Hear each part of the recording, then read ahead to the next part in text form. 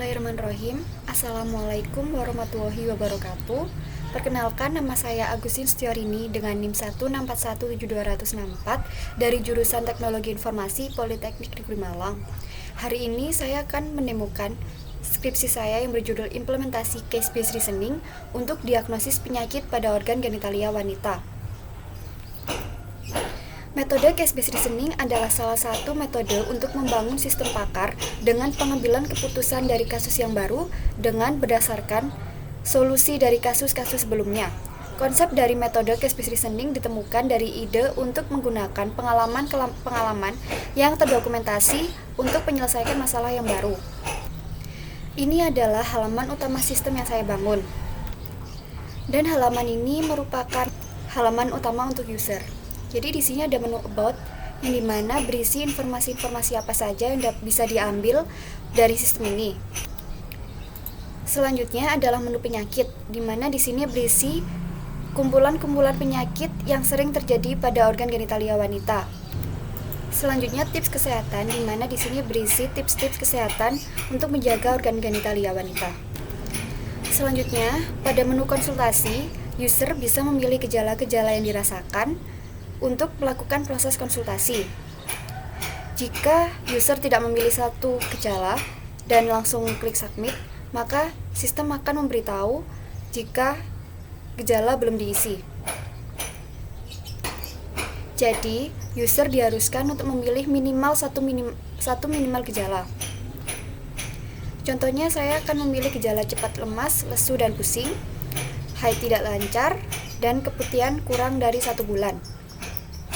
Jika dirasa sudah sesuai, maka klik submit dan tunggu hingga proses selesai dan halaman diagnosa muncul. Seperti ini halamannya. Dari sini akan diberitahu berapa persen kemungkinan Anda menderita penyakit tersebut, dan ini adalah penyakit yang kemungkinan diderita oleh pasien. Lalu user juga akan diberitahu mengenai detail dan solusi untuk penanganan pertama dalam pencegahan penyakit tersebut. Jika user ingin melihat hasil analisanya, bisa klik tampil dan di bawah sistem akan menampilkan hasil analisanya secara lengkap. Lalu jika user ingin menyimpan hasil analisa, bisa langsung klik PDF. Pada halaman ini, user bisa memilih button simpan untuk menyimpan hasil analisa tersebut. Setelah user melakukan konsultasi, user juga bisa meninggalkan komentar atas saran dan kritik dari proses konsultasi tersebut. Contohnya, saya menginputkan komentar seperti ini. Jika sudah, akan masuk ke halaman atau database dari komentar. Selanjutnya, proses masuk ke halaman admin. Ini saya akan login sebagai admin. Ini adalah halaman utama admin, di mana di sini admin bisa mengelola data user, data gejala, penyakit, dan data kritik dan saran. Contohnya, saya akan menambahkan data user. Data ini sudah saya isi secara lengkap dan saya tinggal memilih level. Jadi, misalkan saya akan menjadikan data ini sebagai seorang pakar agar saya bisa menunjukkan demo ketika ke halaman pakar. Klik simpan. Data sudah berhasil masuk dan saya akan lanjut ke menu selanjutnya. Ini adalah halaman data gejala yang berisi kumpulan dari gejala-gejala yang sering dirasakan oleh wanita. Saya akan coba menambahkan data gejala baru. Jika sudah, lalu klik simpan dan tunggu hingga proses selesai. Jika data berhasil ditambah, maka akan muncul alert seperti ini, tambah gejala berhasil. Selanjutnya saya akan mencoba mengedit data yang baru saya masukkan.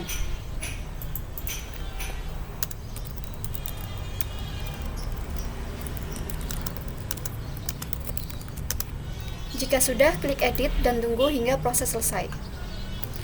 Jika data berhasil diubah, maka akan muncul alert seperti ini, data gejala berhasil diubah. Selanjutnya, saya akan menuju ke menu data penyakit. Pada menu data penyakit, berisi data-data penyakit yang sering terjadi pada organ genitalia wanita. Saya akan mencoba memasukkan data penyakit baru. Contohnya, saya akan memasukkan data penyakit seperti ini. Data penyakit yang baru saya inputkan berhasil dimasukkan ke database dan saya mencoba untuk mengeditnya. Saya akan menambahkan solusi penyakit.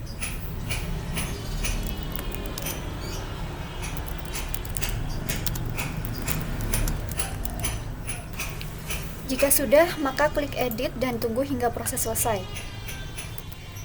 Jika data penyakit berhasil diubah, maka akan muncul alert seperti ini. Selanjutnya saya akan menjelaskan mengenai data basis kasus.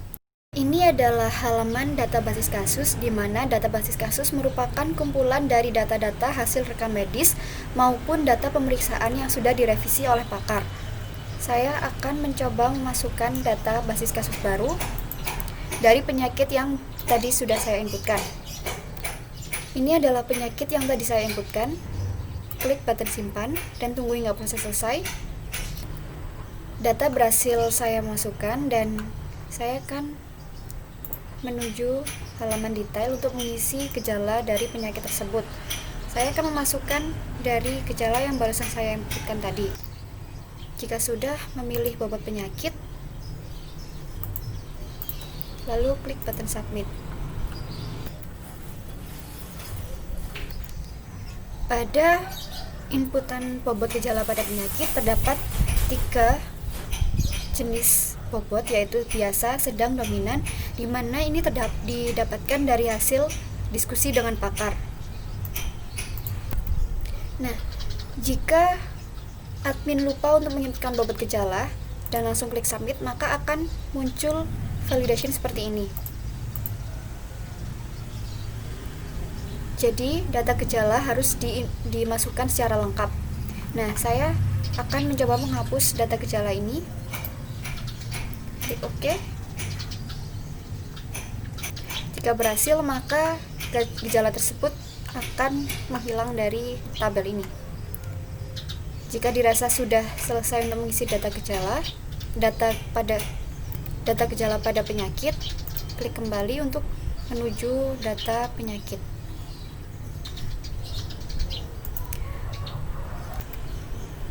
Ini adalah halaman untuk menu data saran dan kritik yang berisi dari komentar-komentar yang diisi oleh user pada halaman user. Dan data saran kritik ini juga akan muncul pada halaman home. Tepatnya di bagian bawah sini. Selanjutnya saya akan menuju ke halaman pakar dengan data user yang sudah saya inputkan tadi. Saya akan menuju ke halaman pakar dengan login sebagai pakar yang saya masukkan tadi.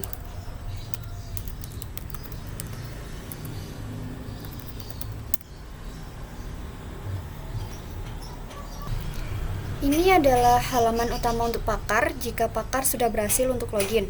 Nah, di sini ada menu penyakit, di mana pada menu ini pakar hanya bisa melihat tanpa bisa mengubah ataupun menghapus. Ini juga data basis kasus, pakar tidak bisa mengubah ataupun menghapus. Karena tugas pakar hanya untuk memeriksa dan merevisi. Nah, di sini di data pemeriksaan terdapat 2 submenu, yaitu data pemeriksaan dan data pemeriksaan revisi, di mana pada data pemeriksaan berisi data keseluruhan dari pemeriksaan user. Lalu untuk data pemeriksaan revisi adalah berisi kumpulan data pemeriksaan yang menghasilkan persentase kurang dari 50%. Selanjutnya saya akan melakukan proses revisi. Contohnya saya akan merevisi penyakit pertama. Klik button gejala dan akan muncul detail dari pemeriksaan. Pada halaman ini, pakar bisa memeriksa apakah penyakit tersebut beserta gejala cocok untuk digunakan sebagai solusi baru untuk kasus yang selanjutnya atau tidak. Jika dirasa penyakit ini tidak cocok, maka pakar bisa langsung memilih button hapus. Apakah ini menghapus? Oke. Dan secara otomatis data tersebut akan hilang dari data pemeriksa revisi. Untuk selanjutnya saya akan mencoba merevisi kasus baru untuk dijadikan solusi sebagai kasus yang selanjutnya. Jika kasus ini dirasa cocok, maka pakar diharuskan untuk mengisi bobot pada penyakit.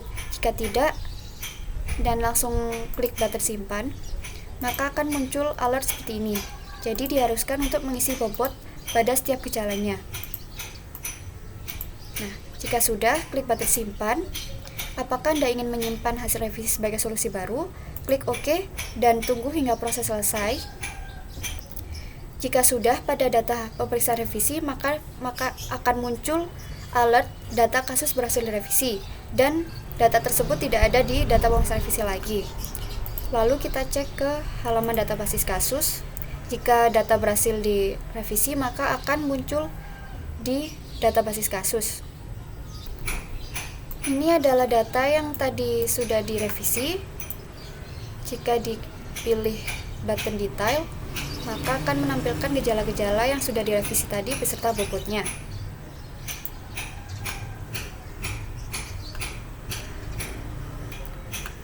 Untuk admin maupun pakar juga bisa mengedit profil dari data dirinya sendiri.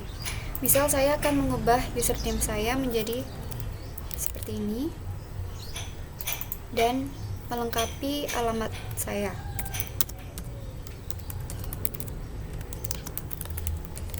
Jika sudah, klik button edit, tunggu hingga proses selesai. Admin maupun pakar juga bisa mengubah password dengan klik button password baru, ubah password, lalu isi sesuai password yang diinginkan.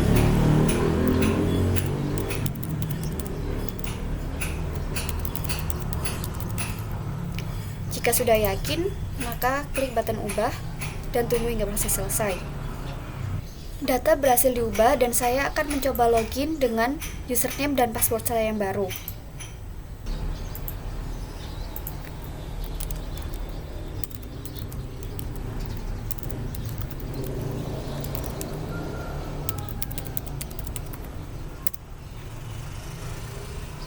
Nah, saya sudah berhasil masuk ke halaman pakar lagi dengan username dan password saya yang barusan saya rubah. Sekian demo sistem dari saya. Apabila ada salah kata, saya mohon maaf. Wassalamualaikum warahmatullahi wabarakatuh.